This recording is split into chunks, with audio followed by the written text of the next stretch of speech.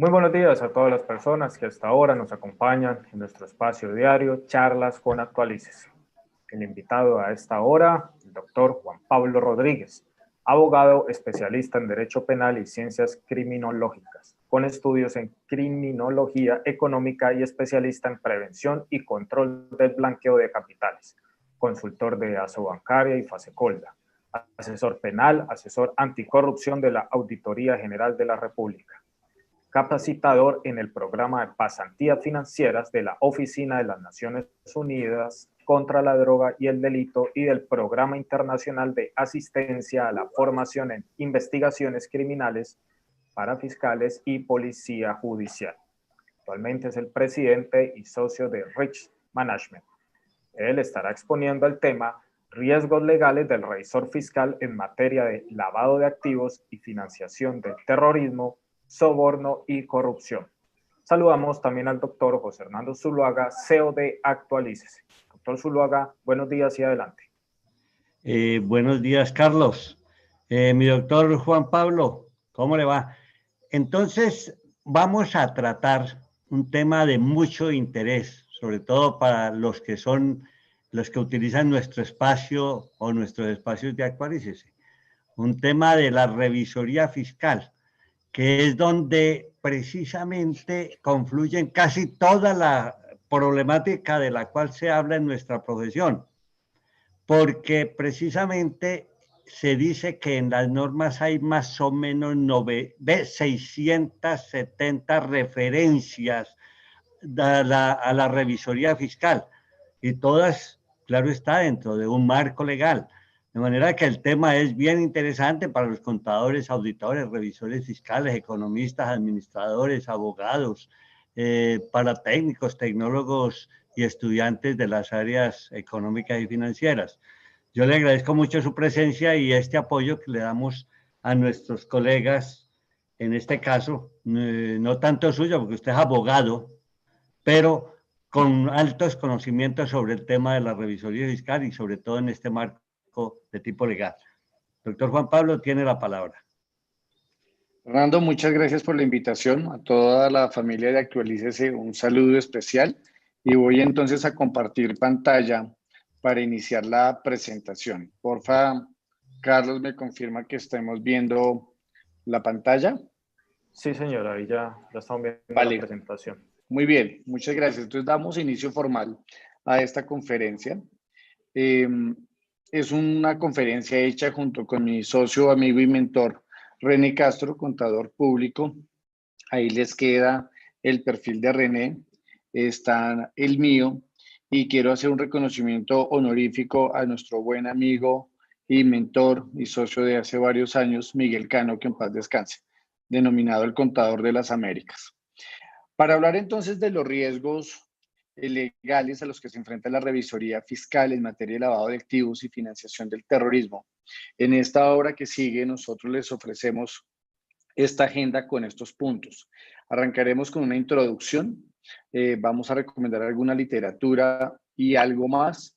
Hablaremos de la cultura de cumplimiento, de la gestión del riesgo, de los modelos anti-lavado de activos y contra la financiación del terrorismo y del sistema de administración del riesgo de soborno y corrupción, para terminar con un régimen de responsabilidad tanto administrativo como penal y de los riesgos legales del revisor fiscal como contador público de acuerdo con las normas legales vigentes en Colombia. Terminaremos entonces con una conclusión. Para empezar entonces digamos que no es dejar de hacer negocios, sino hacerlos mejor y de forma segura. El Estado colombiano ha querido que este contador público con la condición de revisor fiscal se convierta en garante de lo que ocurre en el mundo empresarial. Claro que decir garante pues impone unos desafíos y unos retos muy importantes que ustedes van a ver a lo largo de la conferencia. Quiero colocar aquí algunos titulares para que veamos la situación tan compleja que se tiene en la lucha contra el crimen organizado. Para hablar un poco de lavado, miren que los fichajes de Falcao y de James en el Porto pueden ser sospechosos de lavado de activos. Es verdad que la figura de revisoría fiscal solo existe en Colombia y tiene algunas manifestaciones parecidas en Chile o en Bolivia con el síndico o en Ecuador con el comisario, pero acá cuando leemos caso de Brecht llaman a juicio prima del ñoño Elías. La pregunta del millón es si esas empresas tenían revisor fiscal y qué labor ejecutaron dichos profesionales. Lo propio en el caso Airbus, que vincula una aerolínea muy importante de nuestro país, y ahora el fenómeno tan complejo de financiación del terrorismo a través de criptoactivos. También pueden ustedes encontrar casos como el de Lafarge, hoy Lafarge Holcim, una cementera muy importante involucrada en casos de financiación del terrorismo, sanciones impuestas por el Estado colombiano a través de la Superintendencia de Sociedades a INASA, una compañía de origen español, por incumplimiento de la norma de soborno transnacional. También tenemos titulares vinculados con otras cementeras por lavado de activos y enriquecimiento ilícitos y el sector constructor. De manera que aquí podríamos quedarnos solamente hablando de titulares de prensa. Y para colocar, digamos, la carne en el asador, refirámonos al caso Interbolsa, en el que se sancionó con la imposición más alta del régimen disciplinario de los revisores fiscales del Gran Thornton Fast, con expulsión del país. Con alguna extrañeza sabí que con ese nombre o un nombre parecido pueden estar funcionando en el país. Mossack Fonseca, con el caso mal llamado Panama Papers, también se vinculó a un caso muy importante de una empresa de logística y giros postales de Colombia, y el revisor fiscal, según la información pública que se tiene, está investigado penalmente por las conductas delictivas en Colombia. También recientemente hay bastantes investigaciones, no solamente de tipo penal, sino de gestión fiscal por parte de la Contraloría y disciplinarias por parte de la Procuraduría a las cámaras de comercio. Valdría la pena también preguntarnos qué hizo el revisor fiscal en estos casos. Y para hablar de las grandes firmas con casos reales tomados de las noticias de prensa, está esta compañía que se llama Wirecard, muy parecida a PayPal en Alemania, que avanzó tanto esta fintech que se convirtió en el Wirecard Bank. Y según la investigación de Financial Times, esta gran compañía del mundo de la consultoría contable no encontró 1.900 millones de dólares en su trabajo, pero además parece que la investigación está tomando ribetes del mundo del lavado de dinero, vinculándolas con operaciones de criptoactivos. El 17 de julio, es decir, no hace más de una semana, se actualizó la mal llamada lista Clinton, y también sería interesante preguntarnos si nuestros amigos los revisores fiscales la usan como una herramienta de trabajo y si tuvieron en cuenta su actualización, porque así como fueron incluidas personas de Nicaragua, fueron removidos, es decir, sacados de la lista algunos colombianos, incluido Jorge 40, ex paramilitar. Entonces, lo que queda, digamos, sobre la mesa es, ¿y dónde están los revisores fiscales? Y no es una pregunta que yo me hago como abogado penalista, sino es una pregunta que para 2017 se hizo la revista Dinero, porque lo que quedaba en ciernes era, o están muy regulados, hay bastante normatividad que les aplica, o les hace falta capacidades y respaldo de la alta dirección. Pues de eso se trata esta conferencia, y a todos muchísimas gracias por estar con nosotros. Y un tema bien complejo desde el derecho penal, porque al final hablaremos de riesgos legales y en específico de tipo penal, es si la revisoría fiscal se acomoda al concepto de ceguera voluntaria. Y ceguera voluntaria entonces significa que usted podía saber, pero no se quiso enterar. Por eso en la caricatura que ustedes ven en pantalla, advierten que el señor Alzaluz, cuando se le pregunta por lo que está en el cartel, que además es obvio, Grupo Terrorista del País Vasco, ETA, él termina leyendo el pie de página en una letra absolutamente pequeña. Es decir, que omitió lo que cualquier otro podría haber visto. Por eso la ceguera voluntaria, dicho en inglés el willful blindness, es una forma de responsabilidad penal que tiene que ver con ignorancia intencional, cuando se tenía la posibilidad de conocer o suponer racionalmente, o se pudo haber sospechado y no se verificó con la debida diligencia respectiva, y por eso se actuó con imprudencia grave.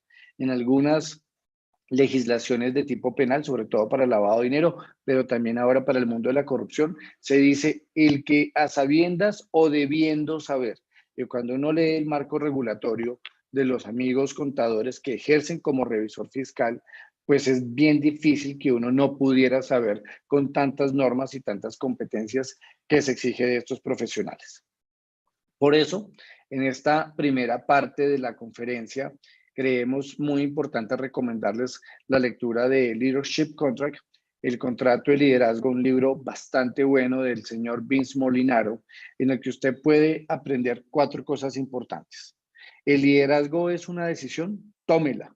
El liderazgo es una obligación, asúmala.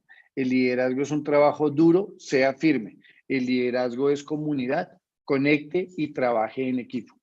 Lamentablemente, en el mundo empresarial y por lo menos en Colombia, tenemos la tendencia a creer que si los documentos vienen suscritos por un revisor fiscal, que además da fe pública de acuerdo con la regulación que le ampara, algunos no ejecutan labores de debida diligencia adicionales, pero lamentablemente, como lo hemos mostrado aquí con los titulares de prensa y los casos más recientes, pues tristemente habría que dudar de esa información suscrita por un contador público con el mote de revisor fiscal. Por eso es muy importante que esta tarea se haga con todo pundonor, con ética, con muchísimo conocimiento, pero sobre todo aplicando los controles respectivos. Entonces, recomendémosles literatura para que los amigos contadores públicos, revisores fiscales tengan insumos y herramientas para su trabajo que, a no dudarlo, es una labor bien difícil, casi que titánica, porque dar fe pública sobre los hechos económicos y empresariales no es nada fácil. Hablamos de la responsabilidad penal de la persona jurídica y es importante que tengan en cuenta que ya hay un movimiento que viene desde Alemania y España, ha sido introducido por Chile, por Perú y está llegando a Colombia sobre responsabilidad penal de la persona jurídica. Ya no son solamente las personas naturales las que tienen que ser llamadas a responder, incluidos los representantes legales, los miembros de junta directiva, cualquier otro empleado y lamentablemente el revisor fiscal, porque además los fiscales colombianos se están dando cuenta que una buena fuente de información de los hechos empresariales y lamentablemente de los hechos delictivos que ocurren en la empresa es el revisor fiscal. Aquí les dejamos 4 textos sobre el particular, derecho penal de la empresa, compliance y teoría del derecho penal, compliance y derecho penal y responsabilidad de la empresa y compliance. Hablando de compliance officer, miren cómo en España este movimiento se ha trasladado al mundo de la literatura técnica y encontramos cuestiones prácticas sobre la responsabilidad penal de la persona jurídica y compliance. Compliance Officer, un profesional en riesgo, y de mis preferidos, Manual del Compliance Officer. Estos textos tuve oportunidad de comprarlos en nuestro más reciente viaje a Barcelona a finales del año pasado. Y valdría la pena preguntarnos, ¿qué tanto se parece un revisor fiscal a un oficial de cumplimiento? Las grandes firmas de revisoría fiscal y de contaduría deberían tener un oficial de cumplimiento. Pues al final, con el mayor gusto, les vamos a resolver esas inquietudes. Desde el punto de vista de los estándares internacionales, es vital que un revisor fiscal con formación de contador público entienda, lea y aplique la norma ISO 31000 del año 2018 en su última actualización, una norma que nace en 2009, pero es hija del estándar australiano 4360 de 1999.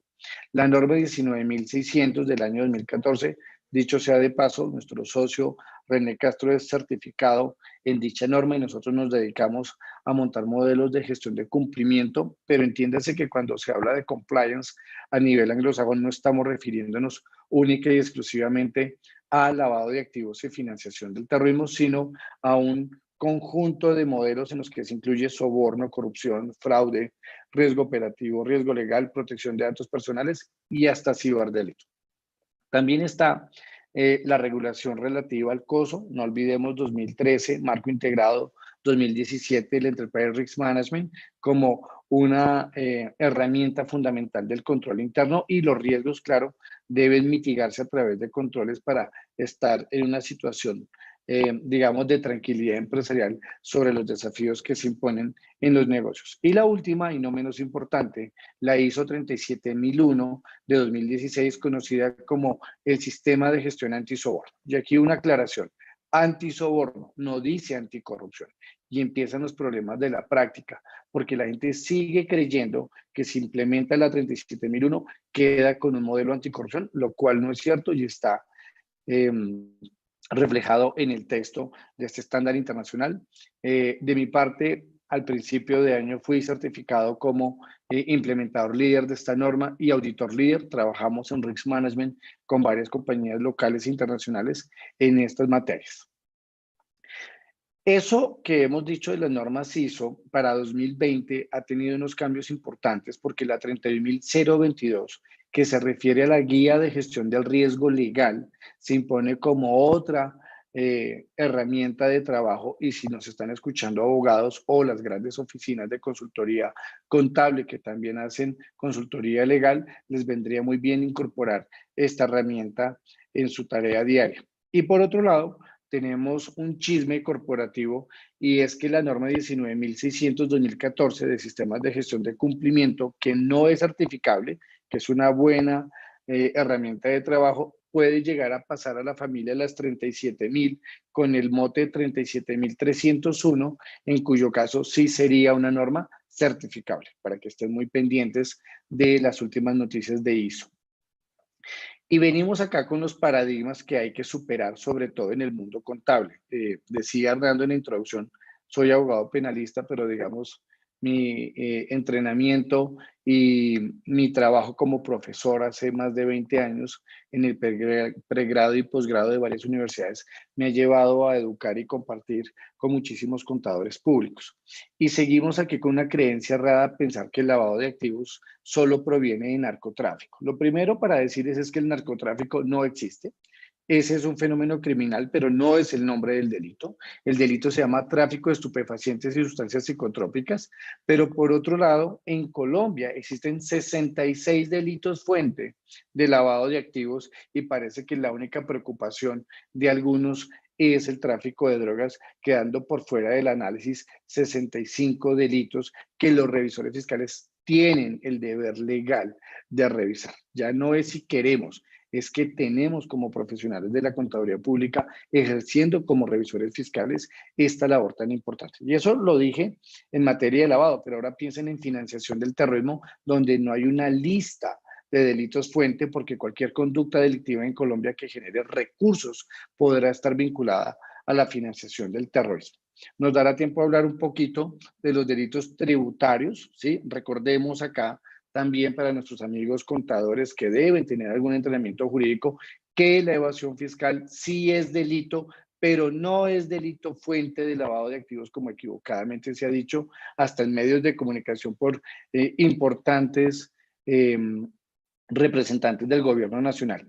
La evasión fiscal es un delito que tiene que ver con el monopolio de arbitrios rentísticos, pero de manera alguna es delito fuente de lavado porque el artículo 323 del Código Penal no lo quiso. No obstante, desde el punto de vista técnico, digamos que sí es delito fuente de lavado de activos la omisión del agente retenedor recaudador. Recuerden ustedes para efectos de la retefuente y del IVA. Número 2, también será delito fuente la inclusión de activos y la omisión de pasivos inexistentes con las últimas reformas del Código Penal. Y número 3, la defraudación tributaria. ¿Ok? Esos tres delitos sí son fuente, pero la evasión fiscal no. Así las cosas. Entonces, en el algo más que les proponemos, sugerimos que se autocapaciten. Pueden ir a Netflix y se ven la película de Laundromat, la máquina lavadora, sobre los mal llamados Panama Papers y van a ver cómo lamentablemente en el mundo criminal hay dos profesiones, digamos, lamentablemente muy conectadas con los cárteles y con los capos y con el fraude corporativo y escándalos de corrupción, que son los abogados y los contadores. Es algo muy triste, eso requiere, digamos, de un compromiso ético de nosotros como profesionales, ustedes y nosotros los abogados, pero lamentablemente es un factor común. El segundo se llama Dirty Money y ahí pueden encontrar 4 escándalos interesantes. Uno sobre Volkswagen, el segundo sobre una farmacéutica que se llama Valiant y 2 del mundo financiero, HSBC y otro de Wells Fargo. Entonces ahí pueden encontrar también unos insumos interesantes para entrenarse. Y el otro se llama McMafia. Abajo les dejamos el link de la charla TED con la que ustedes pueden entrenarse para ver el resumen del libro del profesor Michael Glenny, donde cuenta cómo se mueven las redes criminales en materia de delitos fuente tanto de lavado de dinero como otras conductas. Y finalmente, la serie del presidente que diagrama el escándalo del FIFA Gate, cómo el fútbol se presta para la corrupción privada. Y aquí superemos, por favor, otro mito, señores revisores fiscales. La corrupción no solamente son recursos públicos y no solamente tiene que ver con delitos contra la administración pública como peculado, cohecho, concusión o celebración indebida de contratos. Hoy en Colombia tenemos un delito que se llama corrupción privada y es menester que los revisores fiscales estén atentos a dichas situaciones. De esa manera, entonces, como lo dijimos ayer en una conferencia para la República Dominicana, el riesgo de lavado de activos y financiación del terrorismo no depende de una obligación legal administrativa, ya que el derecho penal nos afecta a todos.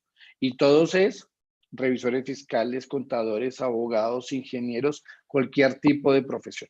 Entonces, no hay que esperar a encontrar una norma que les pida si deben tener o no un modelo. Hay que ejecutar el trabajo de manera ética y responsable, pero además advirtiendo las limitaciones del caso. Si es una empresa muy grande y son muy poquitos los del equipo de revisoría fiscal, pues levante la mano, quéjese y diga que le va a quedar muy difícil hacer una gestión del riesgo en materia de revisoría fiscal. Pero si usted no lo dice, la gente va a creer que sí puede y cuando vengan los problemas legales, pues entonces va a tener un siniestro bastante complicado que atender. Vamos a hablar entonces en nuestro tercer apartado de la conferencia de cultura de cumplimiento. Creo que es vital que generemos una cultura de trabajo juicioso en materia de gestión del riesgo, de reconocimiento de las normas. Ya advertí, Hernando, en la introducción, hay una hiperinflación normativa que además termina haciendo eco en la labor del revisor fiscal en muchas superintendencias, cual si fuera una garantía, digamos, para colocarlo de alguna manera, de que ponerle funciones al revisor fiscal nos da la tranquilidad de que no va a pasar nada en las empresas. Eso no es tan cierto y no porque el revisor fiscal haga mal su tarea, sino porque lamentablemente en el mundo de los delincuentes siempre van a buscar la manera de incumplir las normas. Por eso, hablando de oficiales de cumplimiento, esta tacita de café como la mía puede suponer lo siguiente: soy un oficial de sufrimiento. Yo resuelvo problemas que usted no sabe que tiene de maneras que usted no entiende. Hay un trabajo que a veces no es en equipo, sino más bien de contienda entre revisores fiscales y oficiales de cumplimiento. Nosotros no entendemos, por ejemplo, cómo en la consultoría atendemos 25 países de la región y aquí en Colombia muchas compañías del sector real y el sector financiero, revisores fiscales están pidiendo los reportes de operación sospechosa. Por eso digo que valdría la pena un entrenamiento de riesgo legal para los contadores. Eso no lo pueden pedir. Primero, porque están cometiendo un delito que se llama acceso abusivo al sistema informático con pena de prisión de 4 a 8 años. Pero segundo, porque nada le sirve al sistema que usted tenga el reporte de operación sospechosa. Eso le sirve a la UIAF como autoridad en la lucha contra el crimen organizado en materia de inteligencia financiera. ¿Qué podrían pedir? Eso sí sería importante. La metodología de reportes de operación sospechosa. Eso sí sería interesante para que usted lo analice y lo audite y lo verifique, pero el reporte de operación sospechosa con una información que además es confidencial no le hace ningún sentido.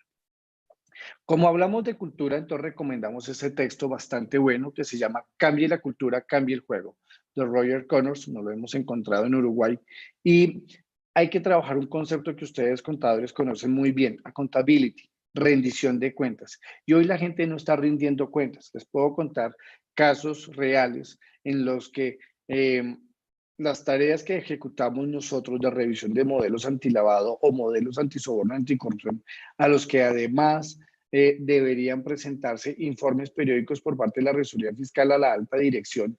Nos hemos encontrado en casos reales que llevan 5 años de incumplimiento de la Revisoría Fiscal diciendo, perdón, en el contrato a mí no me dijeron que yo debería pronunciarme sobre el modelo antilavado de esta compañía, sobre el modelo anticorrupción. Y yo preguntaría, ¿y tenemos que decirle a usted cuál es la norma que le aplica? Se supone que un profesional de la contaduría pública como revisor fiscal juiciosamente debe estar actualizado de los cambios normativos y si quiere que eso quede incluido en el contrato o si cree que su trabajo se va a hacer mucho más extenso, claro, tiene todo el derecho de modificar la cláusula de honorarios y pedir otro tipo de recursos, pero no puede pasar que luego de 5 años no se hayan entregado 10 informes de revisoría fiscal en el auditaje de un modelo.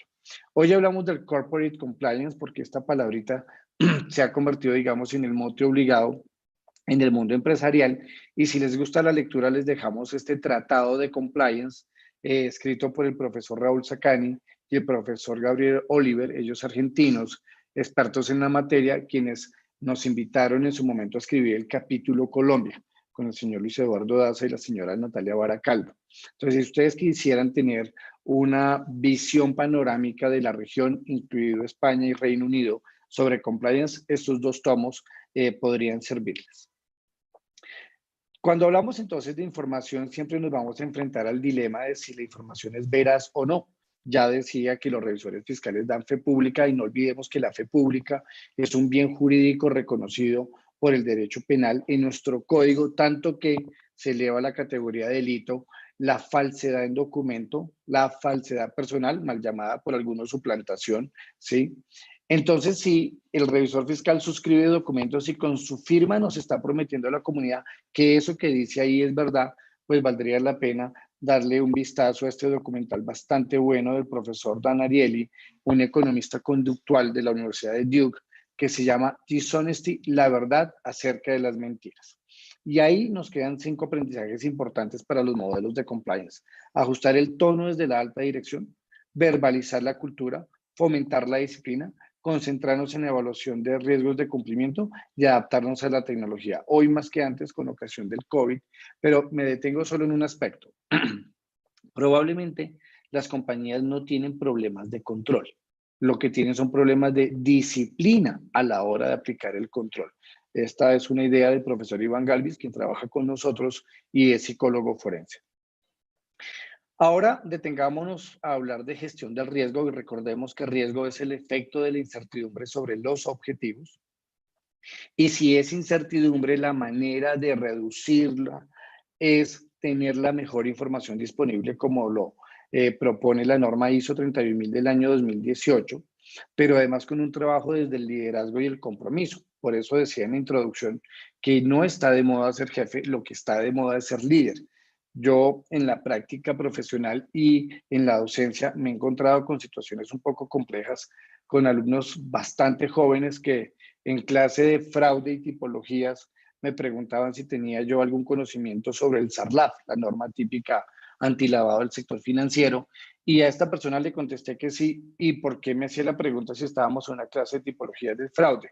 Una persona bastante joven que trabajaba para una de las 4 grandes firmas me dijo, es que yo acabo de entrar a esta compañía y me han colocado como revisor fiscal de un fondo de pensiones y tengo que hacer la revisoría fiscal del SARLAF.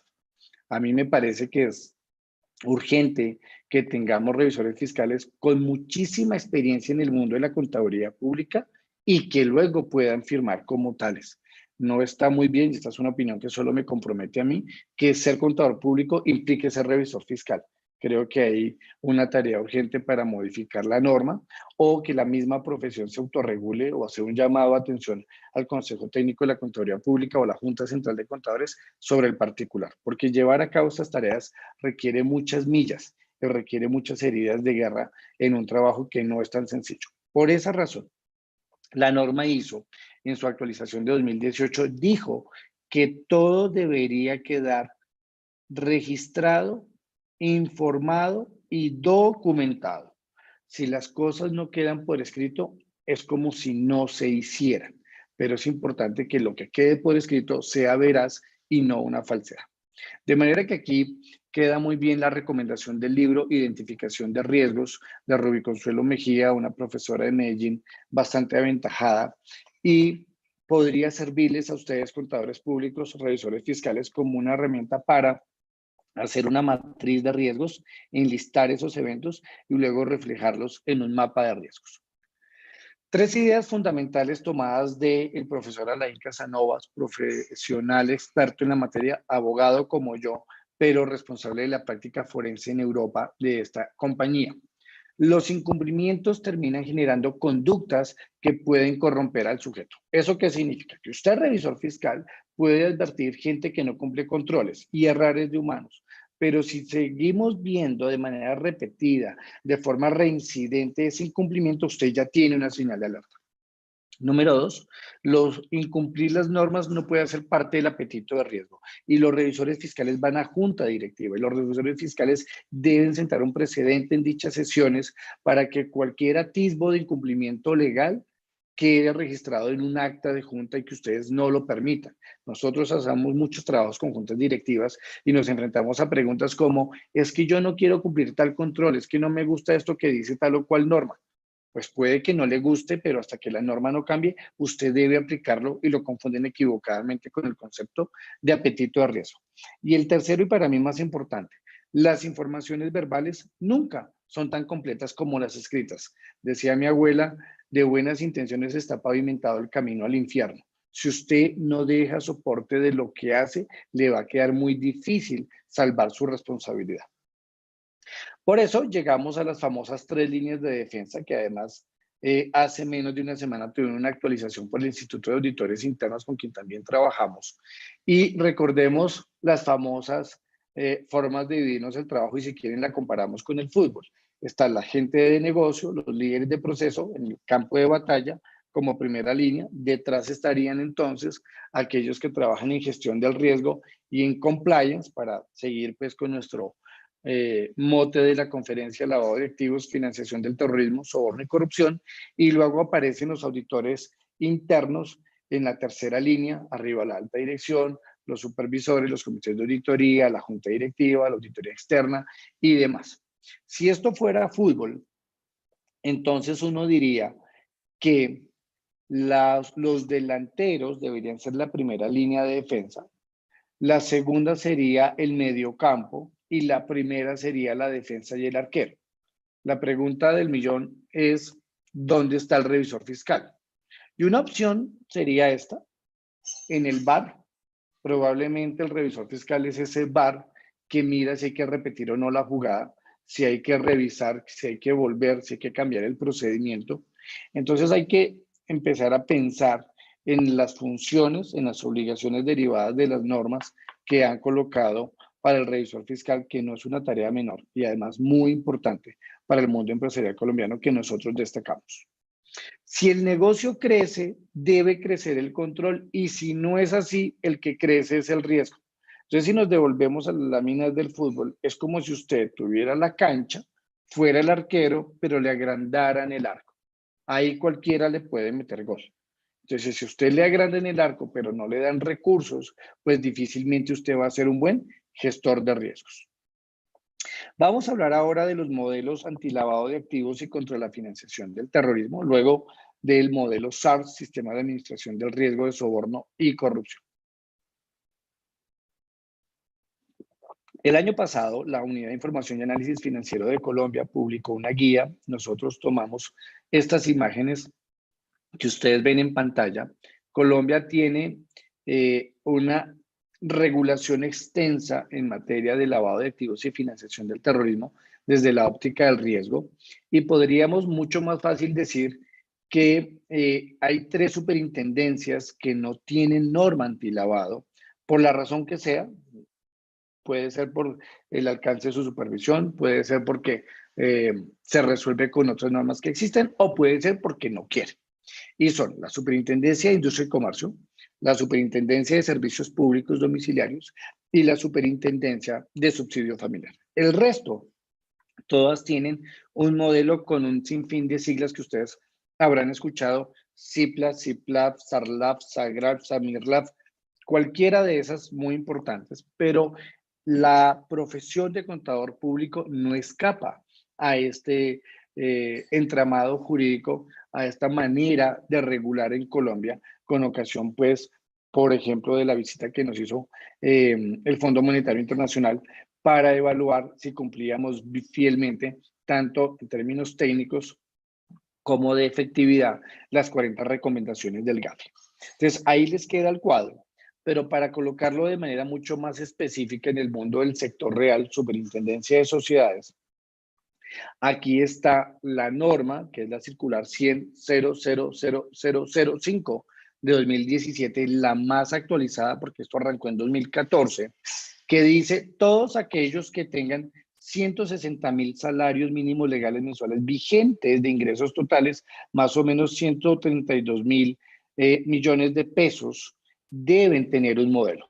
Tarea para los revisores fiscales, pues empiecen a preguntarse si su empresa donde usted es revisor fiscal alcanza este umbral y exíjale que tenga cumplido el SAGRAL, Sistema de Autocontrol y Gestión del Riesgo de Lavado de Activos y Financiación del Terrorismo. Tenemos que dejar de decir SARLAF, porque eso es lo que venimos escuchando en la academia y en la consultoría. La gente no trabaja para el sector financiero, entonces no podemos decir SARLAF, porque esa no es la norma que le aplica al sector real. Número 2. La Superintendencia de Sociedades de Colombia dijo que estos sectores son los de mayor riesgo: inmobiliario y construcción, minas y canteras, servicios jurídicos y mírenlo acá, servicios contables. Y valdría la pena preguntarnos si las grandes empresas de consultoría contable y revisoría fiscal que lleguen a los 30.000 salarios ya tienen un modelo propio. No si se lo hacen a los clientes, si tienen un modelo propio. Comercio de vehículos y construcción de edificios. Por eso, la cadena de valor SARLAF, SAGRAF, SAMIRLAF, CIPLAF, CIPLA, la que usted quiera, señor revisor fiscal, ahora incluye un nuevo riesgo, que es financiación de la proliferación de armas de destrucción masiva. Si creía que el lavado de activos y financiación del terrorismo era difícil, ahora pongámonos a aprender de proliferación de armas de destrucción masiva. ¿Qué tareas tenemos? Ver si trabajamos para sujetos obligados, ver si esos sujetos obligados son fieles cumplidores de las normas de sus supervisores respectivos, evaluar si tienen metodologías para saber si hay transacciones o operaciones normales, inusuales o sospechosas, y si son sospechosas, si cumplen con la disposición legal de reportar operaciones sospechosas a la UIAF y si atienden los requerimientos de la Fiscalía cuando hay una investigación o en el peor de los casos de un juez penal cuando hay un juicio. Por eso, no deberíamos colocar en manuales, políticas, procedimientos el verbo evitar. Es que yo evito el lavado. Claro, si quiere evitar el lavado, cierre la empresa, porque eso es riesgo cero y no existe. Pero tampoco deberíamos ir al 100%, porque si hablamos del 100%, ahora es siniestro y siniestro significaría tener la certeza de que han lavado activos o han financiado el terrorismo. Por eso la tarea, ¿cuál es? Movernos en el 0,1 hasta el 99.9% del riesgo. Y le diríamos a los revisores fiscales, ¿usted encuentra operaciones inusuales o sospechosas? Cuando hablemos del tema legal van a saber qué norma les obliga y desde cuándo a hacer reporte de operación sospechosa a la UIAF, independientemente de que tengan que hacer denuncias penales. Pero hablando en términos de ingeniería industrial, el entregable, el output de un modelo antilavado y contra la financiación del terrorismo debería ser un ROS, ¿ok? Del sistema de administración del riesgo de soborno y corrupción, como nosotros en Risk Management, René y yo y el conjunto de consultores que nos acompañan, todos muy destacados, a quienes extendemos un saludo especial, hemos colocado este de SARS para, digamos, no dejar por fuera la corrupción, darle tranquilidad al regulador sobre soborno transnacional y en el riel de la gestión del riesgo. Pues bien, sería bueno entender que este modelo de antisoborno incluye políticas, controles internos, capacitación, gestión del riesgo, debida diligencia, monitoreo y revisión, pero desde el punto de vista local, de unos sectores muy importantes que son el farmacéutico, infraestructura y construcción, manufacturero, minero energético y tecnologías de la información y la comunicación, si cumplen con estas condiciones de ingresos y activos y planta de personal, deben implementar un programa de ética empresarial. Programa de ética empresarial dirigido a la prevención del delito de soborno transnacional. Delito de soborno transnacional que además está recogido en los delitos contra la administración pública y que es un delito fuente de lavado de activos. Ahí es donde empiezan a juntarse estos dos modelos y los revisores fiscales deben saberlo. Entonces, como dijo la profesora Delia Ferreira, a quien conocemos y hoy es la presidenta de la Junta Directiva de Transparencia Internacional, el año pasado en Cartagena, en el evento de Asobancaria que ayudamos a organizar, en la consultoría que tenemos como Risk Management en el Comité de Oficiales de Cumplimiento del Gremio Bancario, dijo, la corrupción es como el tango, para bailar se necesitan dos. Señores revisores fiscales, tengan mucho cuidado. Hoy estamos hablando de corrupción privada, hay un delito recogido en el Código Penal y siguen dándose casos en los que el mismo proveedor aparece trabajando, y digo trabajando comillas porque cobra, pero no presta servicios o productos en el sector privado. Y eso no lo estamos evaluando. Se siguen desatendiendo los reportes a la línea ética y eso no lo estamos evaluando. Siguen habiendo un montón de tareas pendientes que tienen un soporte legal y como ya dijo la profesora Delia, que es abogada de formación, no hay corrupción de uno. La corrupción siempre será de dos, alguien que ofrece y alguien que acepta el ofrecimiento indecoroso.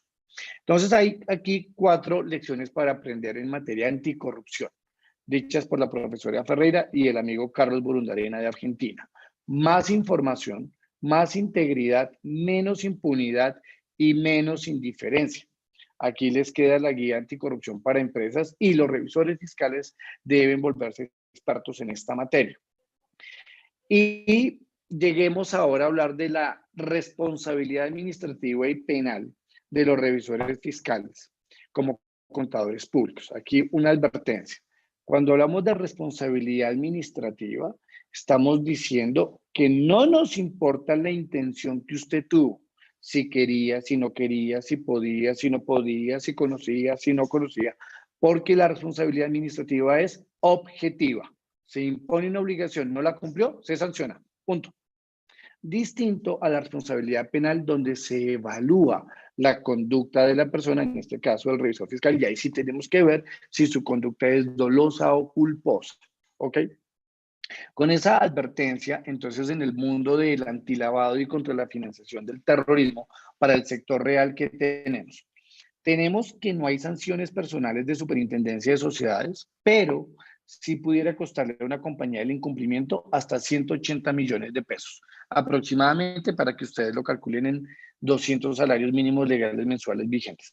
Pero desde el punto de vista penal, sepan, queridos contadores públicos, que el lavado de activos no es un solo delito, y ahí vienen también las equivocaciones porque la gente no se actualiza. Y es que el lavado de activos son el lavado de activos del 323, la omisión de control del artículo 325 del Código Penal, la omisión de reportes sobre transacciones en efectivo, movilización o almacenamiento de dinero en efectivo del 325A, y esto se lo debemos a David Murcia Guzmán, la omisión de control en el sector salud del 325B, y se lo debemos al señor Carlos Palacino Antía y Salucop, este delito, el testaferrato del 326, el enriquecimiento ilícito del 327 y la financiación del terrorismo del 345. Todo eso debe conocer un revisor fiscal. ¿Valdría la pena tener un entrenamiento de aspectos jurídicos para no abogados? Yo diría que sí. ¿Y un entrenamiento de derecho penal económico? Yo diría que también. Y hay una gran responsabilidad allí de las universidades, tanto en el pregrado como en el posgrado, formando contadores y en específico revisores fiscales. Las penas no son menores, miren aquí, 30 años da lavado de activos. Las versiones de omisión van 10 años, un poco más. El testaferrato 22 años, el enriquecimiento ilícito de particular 15 y la financiación del terrorismo 22. Y aunque uno no sea responsable penalmente, estoy hablando como contador o revisor fiscal, no es menos cierto que sí puede ser investigado. Y las cuantías de penas que he mencionado acá imponen, y ahí viene uno de los riesgos legales de ustedes, detención preventiva. Mientras hacen la investigación penal, la persona está en la cárcel. Y desde el punto de vista del soborno y la corrupción, como advertía ya, la corrupción privada puede llegar a una pena de prisión máxima de 10 años. La administración desleal, que es cuando el socio roba al otro socio, de 8 años.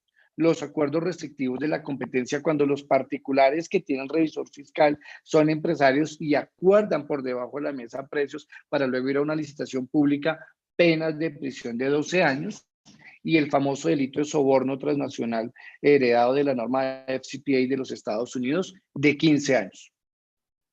Pero, ¿qué pasa en el mundo administrativo? Pues puede ocurrir que ya la compañía no pierda 180 millones, sino 180.000 millones de pesos. Puede ocurrir que haya inhabilidad para contratar con el Estado de 20 años, que toque publicar que a usted lo sancionaron en un medio de comunicación, incluida su propia página web, y además que se le prohíba recibir estímulos e incentivos o subsidios por 5 años. Y todo esto tiene una explicación y es el ingreso de Colombia a la OCDE. Hoy no somos como antes. Hoy se supone que somos un país avanzado, evolucionado y que tiene que atender las reglas de negocio del primer mundo. De manera que no se puede tolerar los delitos de crimen organizado y tendrán que cumplirse las obligaciones de oficiales de cumplimiento, juntas directivas, representantes legales y revisores fiscales. Por eso, aquí una conclusión anticipada, dijo Carlos Kasuga, el mexicano manufacturado en Japón. La ética debe entrenarse, hay que practicar los valores familiares y corporativos y requerimos urgentemente promover la transparencia. Los riesgos legales a los que se enfrenta hoy el contador público que firma como revisor fiscal con su tarjeta profesional son los siguientes. Ley 43 de 1990, Ley 599 de 2000, Ley 1474 de 2011, Ley 1762 de 2015 y Ley 1778 de 2016. Se estarán preguntando ustedes, ¿y por qué tantas normas? Pues ya advertí a Hernando que son más de 600 las regulaciones que imponen obligaciones al contador público cuando funge como revisor fiscal. Entonces voy a salir aquí de la presentación para ir al internet y mostrarles cada una de esas normas para que ustedes vean cuáles son las obligaciones que tenemos. Carlos, ¿estamos viendo el internet? Sí, señor. Están viendo la normatividad. Bien, entonces empecemos. Gracias. Empecemos con la Ley 43 del 90, conocida como el Estatuto del Contador Público, y voy directamente al artículo 26 que dice de la cancelación. Son causales de cancelación de inscripción de contador público las siguientes, y mencionan 4. Pero con ocasión de la norma 1474 de 2011, que es la ley del Estatuto Anticorrupción, se inventaron una nueva causal. ¿Qué será la vida de un contador público sin tarjeta profesional? Entonces, miremos acá. Este fue el artículo que se inventaron en 2011, en mi opinión, pésimamente redactado, pero vayamos a ver qué dice la norma. Quinto, o sea, agregaron un numeral quinto a esas causales de cancelación de tarjeta profesional. Cuando se actúa en calidad de revisor fiscal, no denunciar o poner en conocimiento de la autoridad disciplinaria fiscal correspondiente los actos de corrupción que haya encontrado en el ejercicio de su cargo dentro de los 6 meses siguientes a que haya conocido el hecho o tuviera la obligación legal de conocerlo. Actos de corrupción. Por eso aquí dice SIC, porque está pésimamente redactado. A veces el legislador tiene esos problemas. Punto seguido, en relación con actos de corrupción, no procederá al secreto profesional. 3 cosas aquí importantes. Número 1, que no teníamos claro si yo denuncio en términos de derecho penal, es decir, voy a la fiscalía o denuncio en términos genéricos de reporto. Voy con un oficio y cuento. Luego dice autoridad disciplinaria o fiscal. Disciplinaria me refiero a reguladores y si es una entidad pública me refiero a la Procuraduría. Y fiscal, algunos equivocadamente pensaron que era la Fiscalía. Error, no es la Fiscalía. La gestión fiscal está a cargo de la Contraloría General de la República. Pero luego dice actos de corrupción. ¿Dónde está la definición de actos de corrupción? Y esto era bastante gaseoso. Y el número 3, no aplica el secreto profesional, que es una garantía, artículo 74 de la Constitución colombiana, el secreto profesional para abogados, contadores, religiosos, médicos y el secreto típico bancario del sector financiero. Como esto quedó mal redactado, entonces hasta el año 2016 se modificó, pero mientras tanto, en lo que conocemos como la ley 1762, el Estatuto Anticontrabando, En su artículo 27 modificó el 207 del Código de Comercio, que es el que se saben casi de memoria todos los contadores públicos, pero esa es una parte de muchas normas que hay que conocer. Se dijo en el numeral 10, señor revisor fiscal, reportar a la Unidad de Información y Análisis Financiero, UIAF, las operaciones catalogadas como sospechosas en el tenor del literal D, numeral 2 del 102 del Estatuto Orgánico del Sistema Financiero. ¿Y qué dice el D del numeral 2 del artículo 102? Pues que si usted advierte algo sospechoso, el lavado de activos, y ahora financiación del terrorismo, y ahora proliferación de armas de destrucción masiva, tiene el deber legal de reportar. No es si quiere, no es si puede, no es si tiene ganas, no es si conoce, tiene que reportar. Entonces, en 2011 nos sacan una norma, luego en 2015 nos ponen una obligación de reporte, y para el año 2016, estamos viendo acá, dice, a ver, vamos a buscarlo aquí más fácil.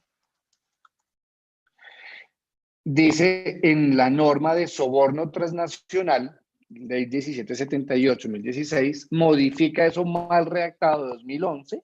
Los revisores fiscales tendrán la obligación de denunciar, mire, ya se aclaró, ante las autoridades penales, disciplinarias y administrativas, los actos de corrupción, así como la realización de un delito contra la administración pública. Señores revisores fiscales, hay que volverse experto en derecho penal económico. Hay que saber de peculado, cohecho, concusión, celebración de vida de contratos. Y si no, entonces, ¿por qué ocurrió Odebrecht? ¿Por qué ocurrieron los Nule? ¿Por qué ocurrieron las Barcazas? ¿Por qué ocurrió Transmilenio? ¿Por qué pasan tantas cosas y nadie reporta? También delitos contra el orden económico y social. Y adivinen cuál, lavado de activos, el más importante, contrabando y otros. Delitos contra el patrimonio económico, y adivinen cuáles, corrupción privada, hurto, estafa, extorsión, abuso de confianza y muchos más. Y dice que hubiera detectado en el ejercicio de su cargo, con tantas atribuciones que tiene un revisor fiscal, que a mí no me digan que no pudo haberse dado cuenta de estos delitos. Por eso hablé al principio de ceguera voluntaria. Y dijo la norma que usted debió conocer o pudo conocer. También deberá poner en conocimiento estos hechos a los órganos sociales de la administración de la sociedad. Las denuncias correspondientes deberán presentarse entre los 6 meses siguientes al momento en que el revisor fiscal hubiera tenido conocimiento de los hechos. Para los efectos del artículo, no será aplicable el régimen de secreto profesional que ampara a los revisores fiscales. Entonces ahí tenemos varios inconvenientes. Uno, que usted sea tan de malas que se le pasen los 6 meses y no haya hecho la denuncia. Entonces alguien podría quejarse de usted ante el tribunal disciplinario de su profesión y le quitan la tarjeta profesional por haberse ido más allá de los 6 meses. O dos, al revés, que usted guarde el secreto de su cliente empresario y también se quejen de usted y termine sin tarjeta profesional. Y estoy de acuerdo con la postura que algunos pueden estar pensando ahora. ¿Estamos entre la espada y la pared? La respuesta es sí.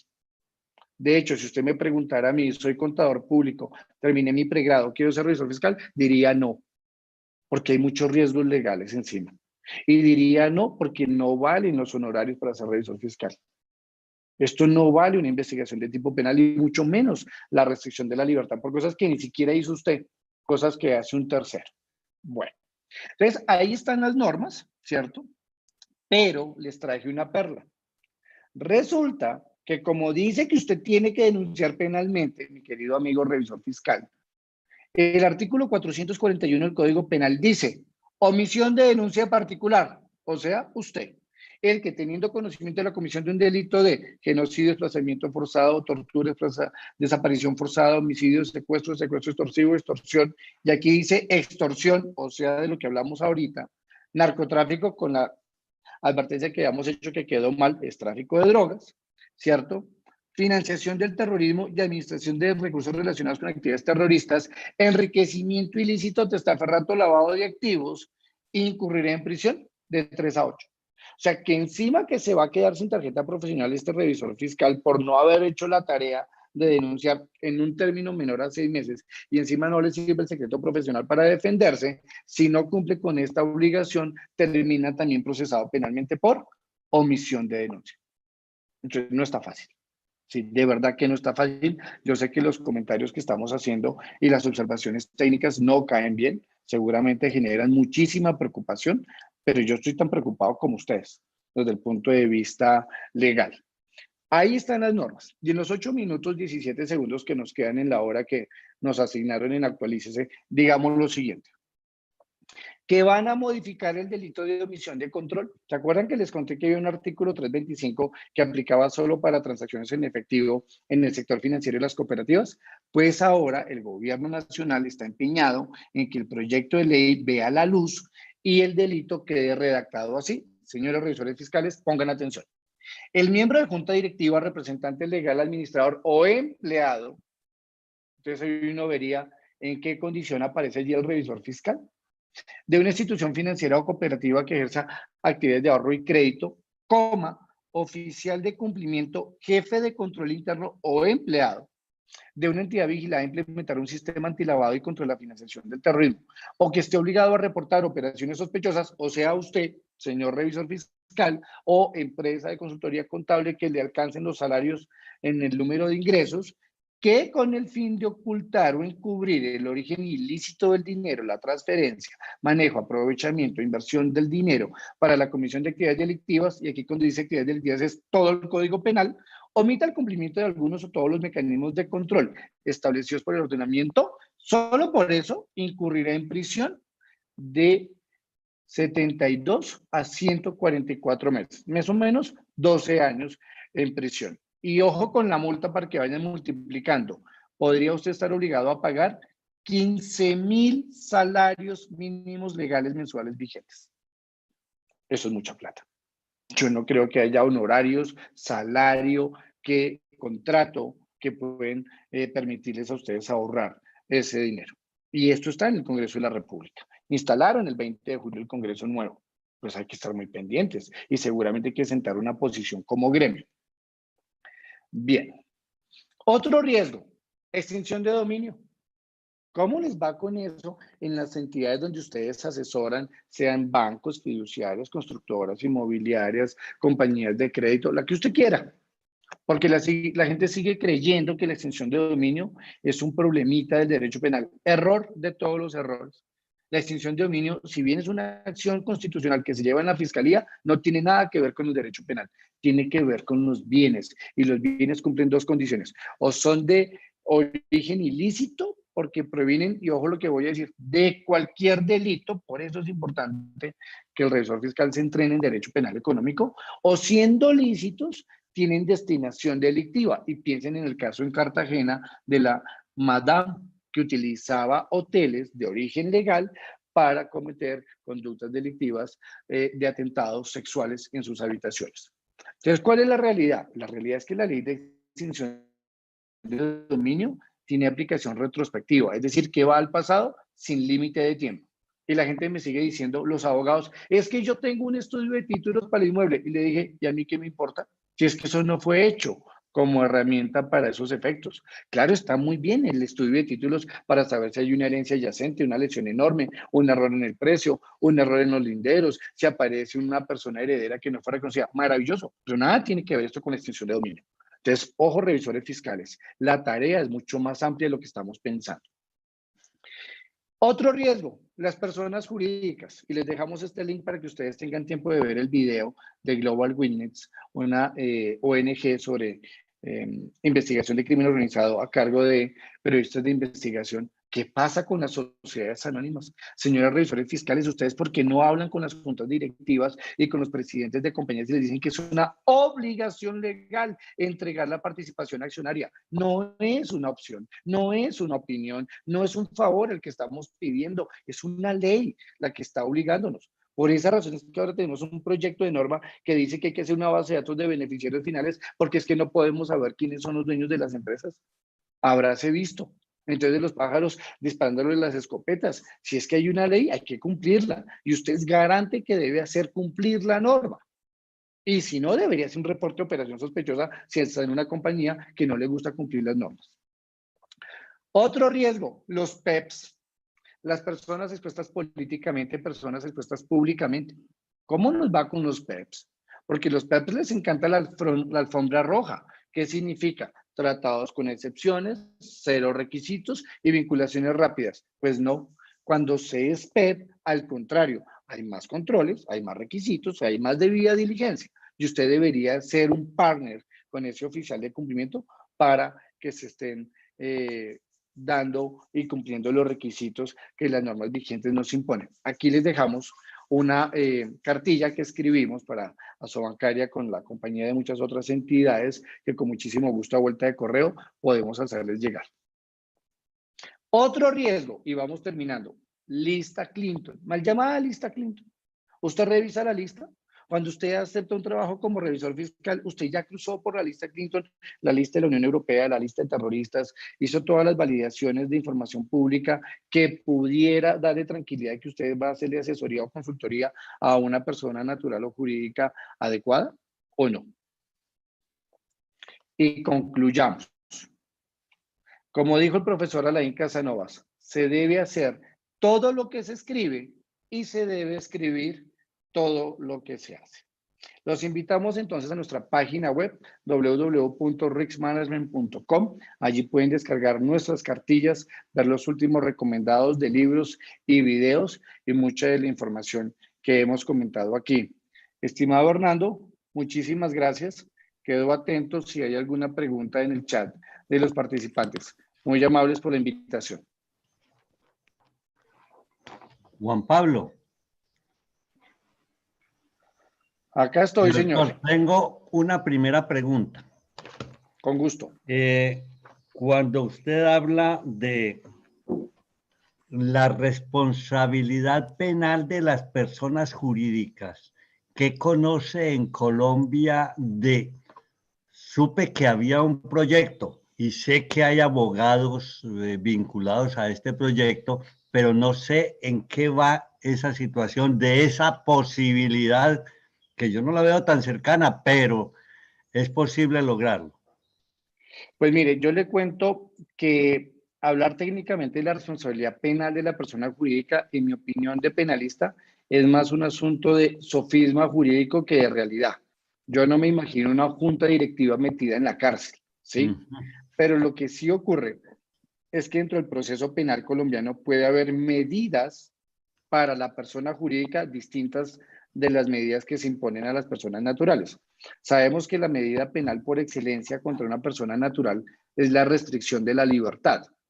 Entonces la pregunta sería, ¿qué medida le impongo a un ente, ¿sí?, que no es una persona física, que no la puedo llevar a la cárcel? Entonces las medidas que se han inventado en el derecho penal económico, sobre todo son medidas de tipo económico, ¿ok?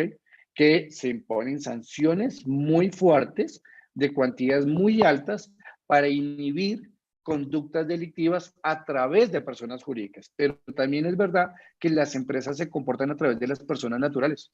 Una persona jurídica no se comporta sola. Por eso es que es un sofisma. Entonces, en Colombia sí tenemos una manifestación tímida de responsabilidad penal de la persona jurídica cuando la norma en el artículo 94 del Código de Procedimiento Penal actual dice que se pueden cancelar los registros fraudulentos o que el juez penal, en el caso, podría ordenar la cancelación de la licencia de funcionamiento de la persona jurídica. Pero si usted vio en la presentación cuando hablamos de soborno transnacional, hay otras medidas mucho más gravosas como la sanción de los 180.000 millones de pesos, los 5 años de restricción para trabajar en el Estado y la publicación de la sanción misma en la página web. Yo creo que está más cercano, Hernando, que hay una modificación legal porque el mundo se está haciendo más pequeño y además necesitamos luchar contra el crimen organizado y lamentablemente el crimen organizado opera a través de las personas jurídicas. Otra pregunta, Juan Pablo.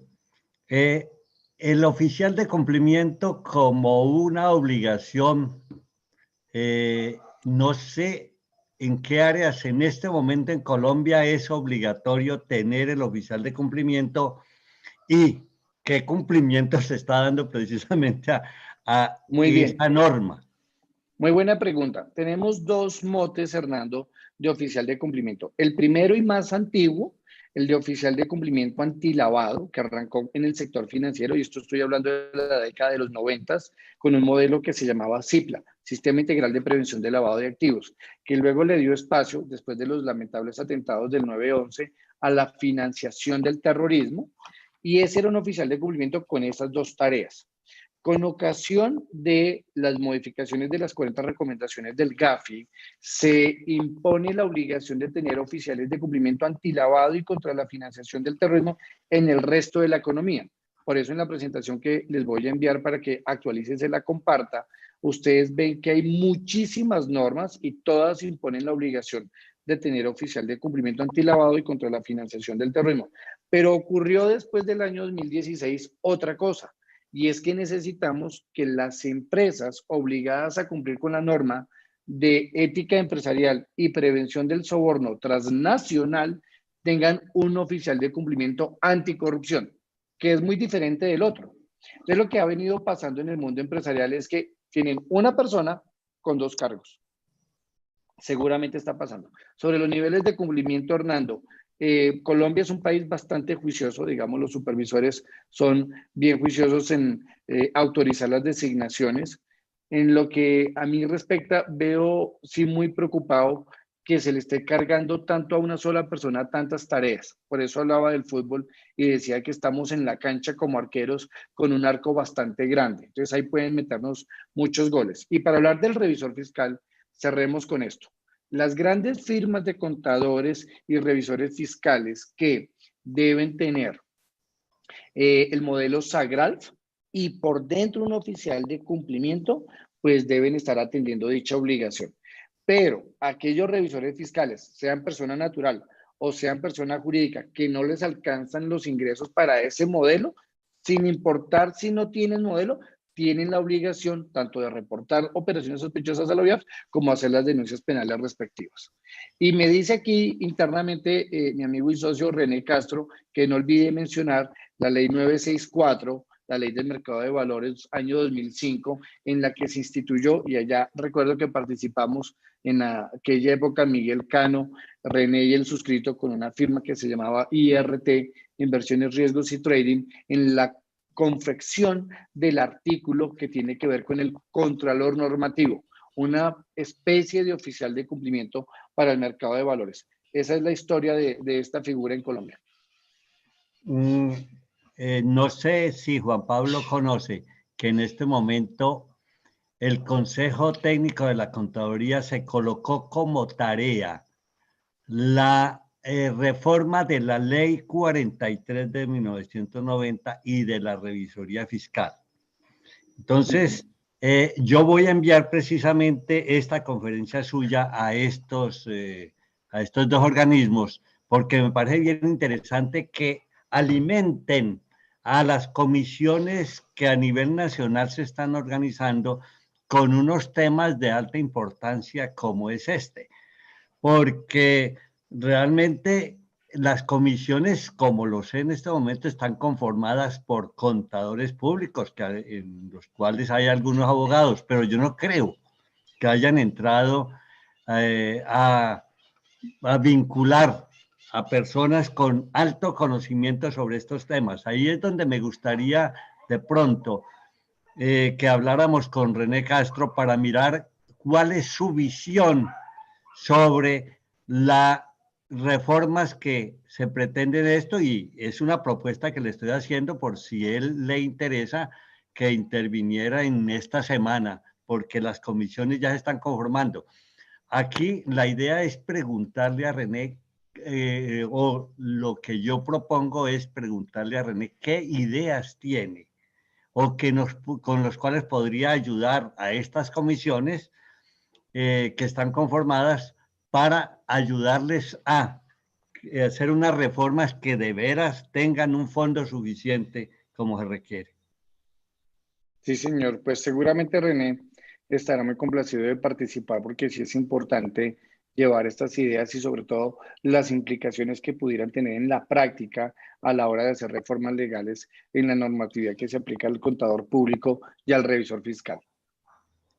Yo tuve un conferencista que habló de la revisoría fiscal y su estado de indefensión en una de las conferencias que hemos tenido, pero tremendo. Es decir, también es abogado penalista y habló del estado de indefensión diciendo todas las circunstancias que daban lugar a que uno no fuera revisor fiscal, y cuando usted expuso que haya un estudiante recién egresado que saca la matrícula y que la firma internacional o la firma nacional lo vincula como revisor fiscal, es una irresponsabilidad. Entonces, sobre estos temas hay que trabajar mucho y si se habla de reforma, tiene que ser una reforma de fondo.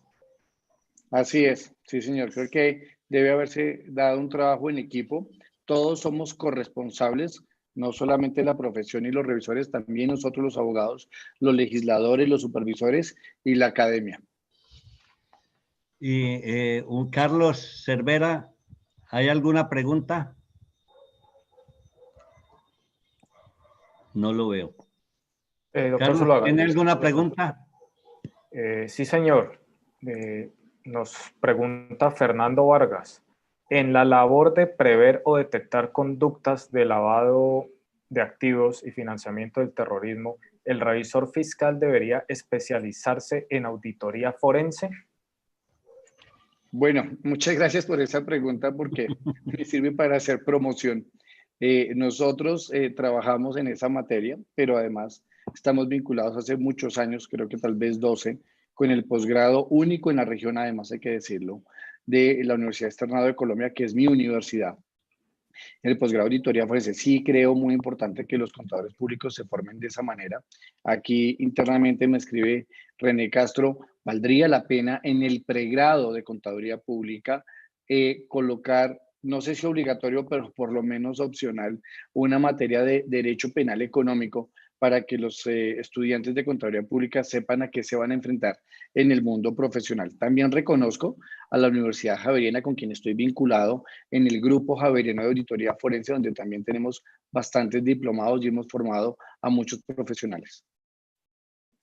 Y Humberto Madrid pregunta, si el sistema SARLAF es tan bueno, ¿por qué el dinero de los corruptos se mueve a través del sistema financiero? Bueno, yo en la conferencia no dije que fuera bueno o malo. Y para hablar del dinero de los corruptos hay que decir que no necesariamente se canaliza a través de la economía formal.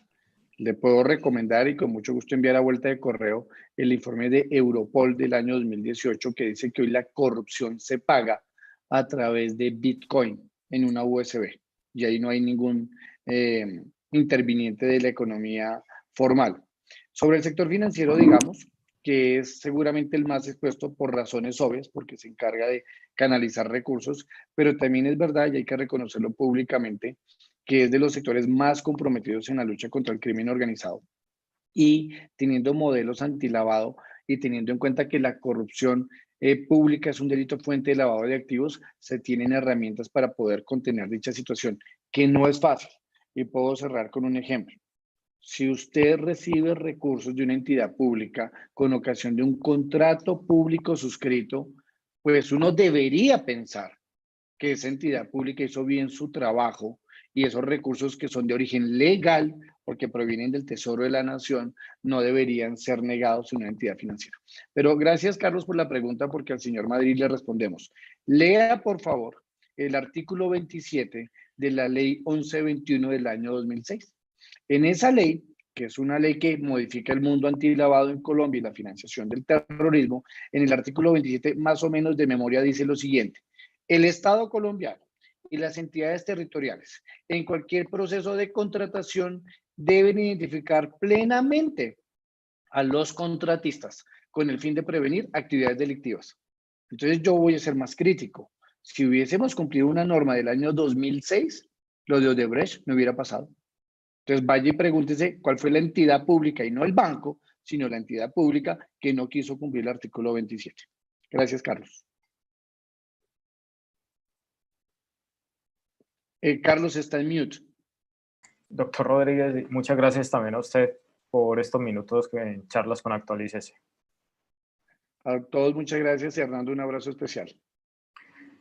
A ustedes, a quienes nos acompañaron en esta primera charla del día, también gracias. Los invitamos para que nos reencontremos a las 11 del día. Estará el doctor Juan Fernando Mejía con el tema ¿son necesarias o no las reformas de la Ley 43 y de la revisoría fiscal? En contados minutos nos volvemos a ver Gracias y chao.